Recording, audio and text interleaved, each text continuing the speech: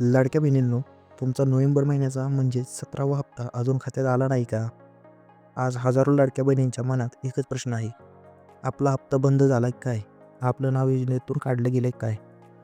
पण बहिणींनो, तुम्ही एकट्या नाहीत. तुमच्यासारख्या लाख लाडक्या बहिणींचा नोव्हेंबरचा हप्ता आलेला नाही. हा व्हिडिओ शेवटपर्यंत पहा. तुम्हाला तुमच्या सगळ्या प्रश्नांची उत्तरे भेटून जातील.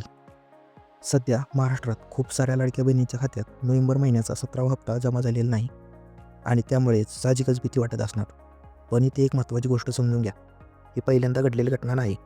मागील वेळेस ऑक्टोबर महिन्यात म्हणजे 16वा हप्ता, तो सुद्धा काही लाडक्या बहिणींच्या खात्यात तांत्रिक कारणांमुळे आला नव्हता. पण मग काय झालं माहीत आहे का? ज्या लाडक्या बहिणींना ऑक्टोबरचा 16वा हप्ता मिळाला नव्हता, त्यांना नोव्हेंबर महिन्यात 16वा आणि 17वा हप्ता एकत्र जमा झाला. म्हणजेच एकाच वेळी 3,000 रुपये खात्यात आले. याचा अर्थ एकच आहे, बहिणींनो, हप्ता बंद झालेला नव्हता, फक्त उशीर झाला होता.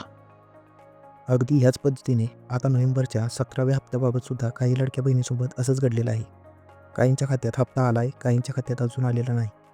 हे सगळं तांत्रिक कारणांमुळे होत आहे, ज्यामध्ये घाबरण्याचे अजिबात कारण नाही. आता सगळ्यात महत्त्वाची आणि आनंदाची बातमी, जर तुमचा नोव्हेंबरचा 17वा हप्ता अजून खात्यात जमा झाला नसेल, तर तो डिसेंबर महिन्याच्या हप्त्यासोबत संक्रांतीच्या आधी तुमच्या खात्यात नक्की जमा होईल. म्हणजेच बहिणींनो, 1500 आणि 1500 म्हणजे 3,000 रुपये संक्रांतीच्या आधी खात्यात जमा होतील. म्हणून लाडक्या बहिणींनो, कुठलेही अफवा ऐकू नका, घाबरू नका आणि हा व्हिडिओ जास्तीत जास्त लाडक्या बहिणींपर्यंत पोहोचवा, जेणेकरून त्यांचे टेन्शनसुद्धा दूर होईल. मंडळी, अशा सरकारी योजनांचे अपडेट सर्वात आधी मिळवण्यासाठी कमेंटमध्ये दिलेली लिंक वापरून व्हॉट्सअप चॅनलला जॉईन करा.